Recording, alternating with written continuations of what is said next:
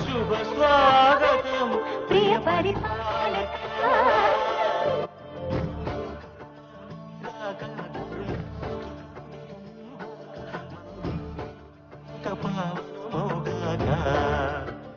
నీ పాలన శ్రీకరమౌగాక మసుధామయమౌగాక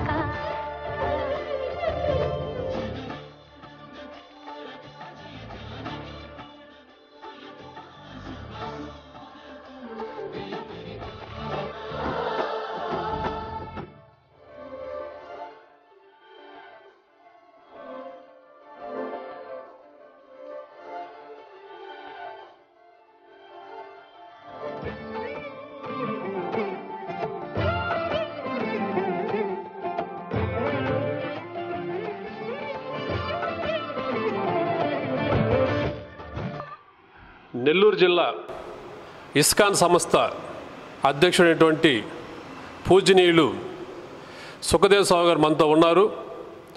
ఈ సంస్థ యొక్క గొప్పతనం, అంతర్జాతీయంగా ఈ సంస్థ ఏ విధంగా నడుస్తుంది, హిందూ ధర్మాన్ని ఏ విధంగా ఈ సంస్థ ద్వారా వీళ్ళు కాపాడుతున్నారనే విషయాన్ని మనం తెలుసుకుందాం. ఇప్పుడు నమస్కారం స్వామి, మీ పేరు? గతంలో మీరు ఒక డాక్టర్గా ఉండి అమెరికా వంటి దేశాల్లో మీరు ఒక పెద్ద పేరున్న డాక్టర్గా ఉండి ఈరోజు మీరు ఆధ్యాత్మికంగా రావడానికి కారణాలు ఏమిటి? ఇస్కాన్ సంస్థలో మీరు ఒక అధ్యక్షుడిగా, ఒక గురువుగా మీరు ఉండడానికి కూడా అవకాశం ఎలా వచ్చింది ఒకసారి మాకు తెలియజేస్తాను కూడా. నేను చెప్పినట్టుగా డాక్టర్ని, కానీ భగవద్గీత ఆధారంగా ప్రపంచంలో ఎవరు కూడా 4 సమస్యలు, ముసలితనం, రోగం, చావు, జన్మ, దీన్ని ఏ పరిశోధనలు కానీ ఏ అభివృద్ధి కానీ దీన్ని ఆపు చేయడం వీలు కాదని భగవద్గీత చెబుతుంది. జన్మ, మృత్యు, జరా, వ్యాధి, దుఃఖ, దోషాన్ని దర్శనం. మనం ఏదో కొద్దిగా సుఖాల స్థాయిని మార్చుకోవచ్చు, కానీ బేసిక్గా ఈ 4 అమెరికా వాడు కానివ్వండి, హిందువు కానివ్వండి, వాడు మగవాడు కానీ అందరూ కూడా ముసలితనం, రోగం, చావు, ఇది మనతో పాటు సృష్టి ప్రారంభం నుంచి ఉంటున్నటువంటి సమస్యతో ఎవరైనా దార్శనికులు, తాత్వికులైనప్పుడు అసలు సమస్య ఇది.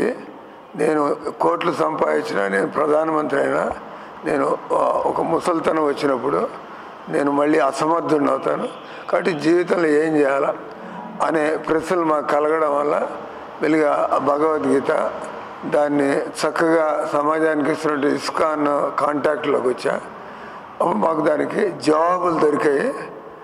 ఏ విధంగా శరీరానికి అతీతంగా మనం ఏం చేయడం వల్ల మనం ఇక్కడ సుఖ దుఃఖాలు మనం పట్టించుకోకుండా మనం మనశ్శాంతితో మనం అంతర్సుఖంతో బతకచ్చు. దాన్నే మేము కృష్ణ చైతన్యం అంటాం. ఇప్పుడు జిల్లాలో మీ సంస్థని మీరే అధ్యక్షుడు నడుపుతున్నారు. ఇప్పుడు మీరు దాతల సహకారంతోనే నడుపుతున్నారా, లేకపోతే మీ సంస్థ ద్వారా కూడా నిధులు వస్తున్నాయా? ఈ ప్రశ్న చాలామంది బయట ప్రపంచంలో అడుగుతూ ఉంటాయి, మీకు ఫండ్స్ ఎక్కడి నుంచి వస్తాయి అట్లని చెప్పి. మేము చదివేది భగవంతుడు తపోమయమైనటువంటి జీవితం గడపమని చెబుతున్నాడు. అంటే తెల్లవారుజాము లేవడం, మనం మాంసాహారం, సిగరెట్లు, సినిమాలు వీటికి దూరంగా ఉండడం, తర్వాత భగవన్ నామాన్ని రోజు ఇంత సమయం జపం చేయడం.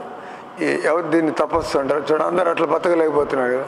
అంటే చేస్తే భగవంతుడి ఏర్పాటు వల్ల, అంటే వచ్చేది పబ్లిక్ నుంచే ఫండ్స్, విదేశాల నుంచి కానీ మా ట్రస్ట్ నుంచి, మా హెడ్ ఆఫీస్ నుంచి అట్లే ఉండదు.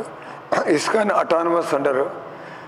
కేవలం నాకు మా హెడ్ ఆఫీస్కి ఉండే సంబంధం, మేము ఈ పద్ధతుల్లో ఇస్కాన్ నడవడానికి ఏ పద్ధతులు అయితే ఏం చెప్పాడో ఆ పద్ధతిలో మేము ఇక్కడ మందిరం నడుపుతున్నాం.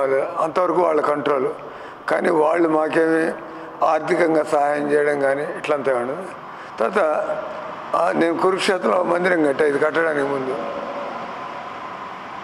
ఏ స్వామి అయితే నన్ను కురుక్షేత్రంలో మందిరం కట్టమని పంపించాడో ఆయన కూడా నాకు ఇదే అన్నాడు, నువ్వు నన్ను ఎప్పుడు డబ్బులు అడగకూడదు నువ్వు, ఎందుకంటే నీకు భగవంతుని నమ్మకం ఉంటే నువ్వు సమాజం కోసం ఇచ్చేస్తున్నావు అంటే నువ్వు అవగాహన కలిగి ఉండాలా. నేను నా పని చేసుకుంటూ పోతా ఉంటే ఆ భగవంతుడి దృష్టిని ఆకర్షించినట్లయితే ఒక ఉదాహరణకి చిన్న స్టోరీ చెబుతూ ఉంటారు. ఒక పిచ్చుకుంది, అది సముద్ర ఒడ్డున గుడ్లు పెట్టింది. కానీ సముద్రానికి అలలు వస్తూ ఉంటాయి, వచ్చి ఆ గుడ్లను కాస్త కొట్టుకుపోయింది సముద్రం లోపలికి. ఈ తల్లి పక్షికి రోషం వచ్చింది, నువ్వు నా గుడ్లను లాక్కుంటావని అని చెప్పి ఇస్తావా ఇవా, దేని ద్వారంలో ఇది ఇవ్వకపోతే నేను సముద్రాన్ని ఖాళీ చేస్తా, నువ్వు నన్ను ఇబ్బంది పెట్టుకుని నేను ఇబ్బంది అని ముక్కుతో అది బొట్లు తీసి బయటపడేస్తుంది సముద్రం. మిగతా పక్షులు వచ్చి ఎగతాళి చేసాయి, నువ్వు పిచ్చుకు సముద్రం ఏం నువ్వు చేస్తున్నాయంటే, లేదు నేను నా పట్టుదలను వదిలిపెట్టను, నేను చేయాలా లేదా చావాలా, ఎందుకంటే నాకు అన్యాయం జరిగింది అంటే. ఈ విషయం గరుగుమంతుడి దాకా వెళ్తుంది. గరుగుమంతుడు ఆయన ఒక దివ్య పక్షి అంటారు, ఆయన సామర్థ్యానికి లోటే ఉండదు. ఆ రకంగా ఎవరైతే భగవద్గీతని పట్టుకున్నారో అది మనకు ఆ నమ్మకం తలకాయలో కూర్చుంటే బస్ నేను మాత్రం భగవంతుడు కావాలంటే ఇది సంభవం అవుతుంది అన్న పద్ధతి. నాకు ఇప్పుడు 40 ఏళ్ళ నుంచి ఉన్నా, ఎత్తుకున్న పనులు జరిగిపోతానంటే. ఈ సంస్థ వ్యవస్థాపకులు ఎవరు అంటే మా తరం యువత తెలుసుకోవాలనే ఉద్దేశంతో అడగటం ఇది. ఇస్కాన్ సంస్థ అంటే అంతర్జాతీయంగా ఉంది, ఎంతోమంది స్టూడెంట్స్ మేధావులు అందరూ ఈ సంస్థలో ఉన్నారు. కానీ మీ ద్వారా తెలుసుకోవాలనే ఉద్దేశంతోనే ఈ సంస్థ వ్యవస్థాపకులు ఎవరు, ప్రధాన కార్యాలయం ఎక్కడుంది? మీరు ఇక్కడ చూస్తున్నట్టుగా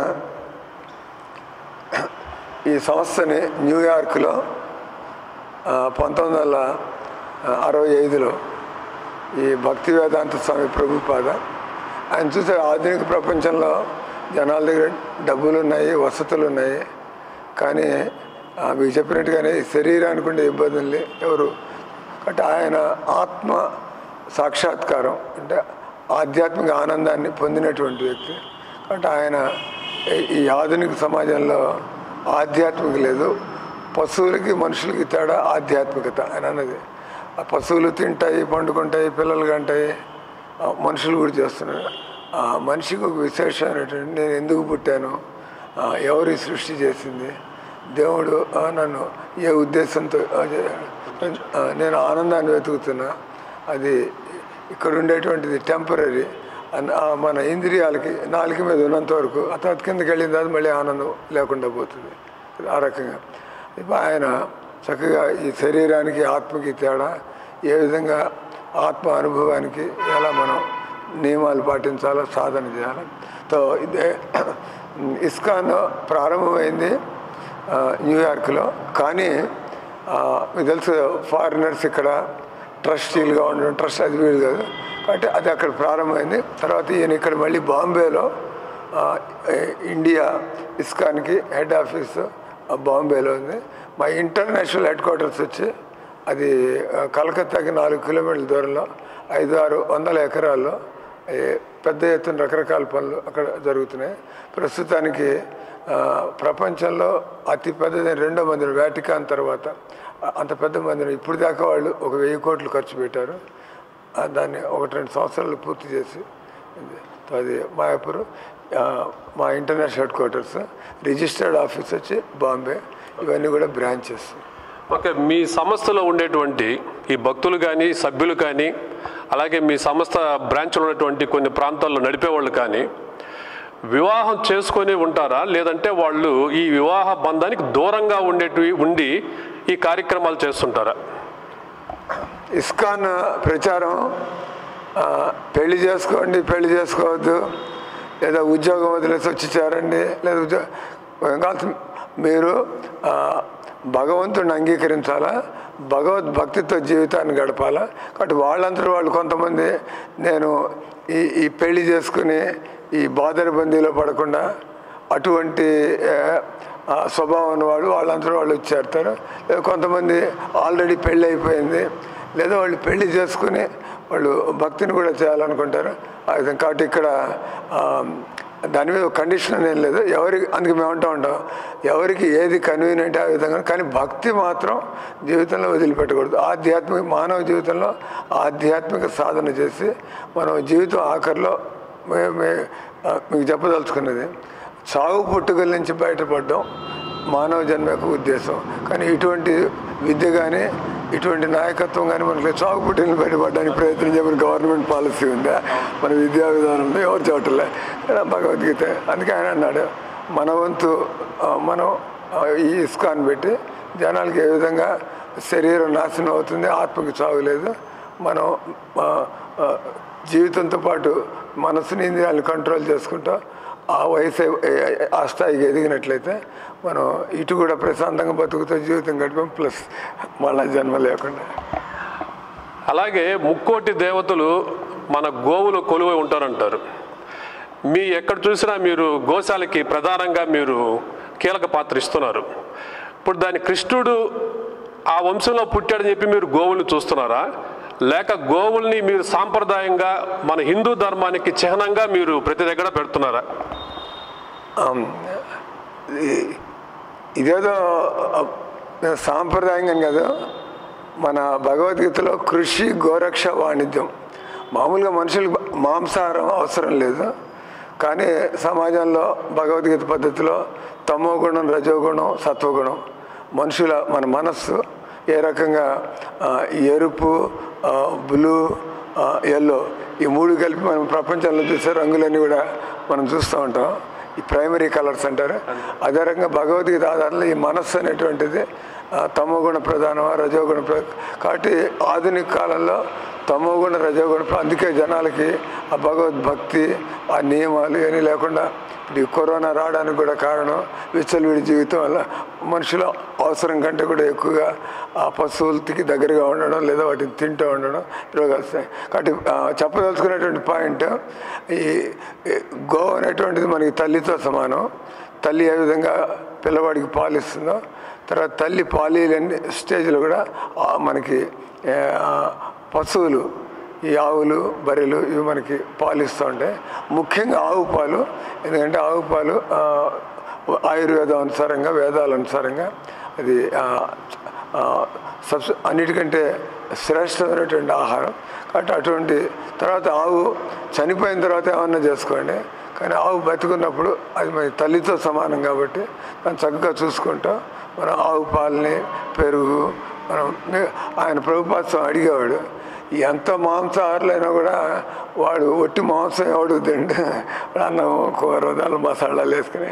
కాబట్టి గోరక్ష అనేటువంటిది ఎవరైతే నిజంగా భగవంతుడు ఆత్మ పునర్జన్మ నమ్ముతారో అటువంటి వాళ్ళు ఆ చక్కటి గడ్డి తిని పాలిస్తుంది. అంతకంటే మిరకిల్ యానిమల్ ఉంది, గడ్డి తిని పాలిస్తుంది. ఆ మాత్రం మనకి దయ ఉండాలి. ప్లస్ శాస్త్రాలు చదువుతున్నాయి. మీరు అన్నట్టుగా కృష్ణుడు ఆయన గోపాలం చేశాడు అంటే భగవంతుడు స్వయంగా చదువుతున్నాడు, నాయన మీరు ఆరోగ్యంగా బతకాలంటే గుడ్లు, చేపలు, మాంసం అవసరం లేదు, సరిగ్గా పాలు, పెరుగు, వెన్న ఇట్లాంటిది. అందుకే కృష్ణుడు వెన్న దొంగనాడు, వాట్ యూ షుడ్ ఇట్. తర్వాత జీవితంలో మనం కార్ఖానాలు, ఫ్యాక్టరీలు పెట్టి కాలుష్యం వచ్చి పెద్ద పెద్ద ప్రమాదాలు జరిగి దానికి మనకు కావాల్సిన మనుషులు బతకడానికి చక్కటి మనకి ఆరోగ్యమైనటువంటి భోజనం, అక్కడ శుద్ధమైనటువంటి గాలి, శుద్ధమైన నీళ్ళుతో మనం పెట్టే అర్బన్ లైఫ్, ఇండస్ట్రియలైజేషను, ఈ కార్ఖానాలు ఇవన్నీ కూడా మన ఆయువుని, మన ఆరోగ్యాన్ని కూడా నాశనం చేశారు. కాబట్టి ఒక రకంగా ఈ ఇస్కాన్ యొక్క ఉద్దేశం సింపుల్ లివింగ్, హై థింకింగ్.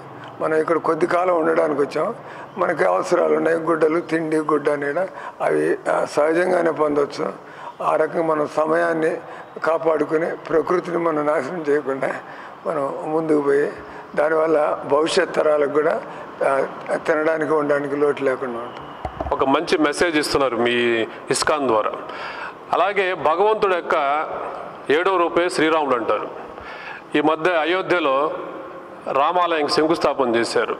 దాని మీద మీరేమంటారండి? మంచి పరిణామమా అందరూ తీసుకున్న నిర్ణయం కాబట్టి సుమారు 500 సంవత్సరాల పోరాటం ఇది హిందువులుగా. దాని మీద మీరేమంటారు? గత 73 ఏళ్ళుగా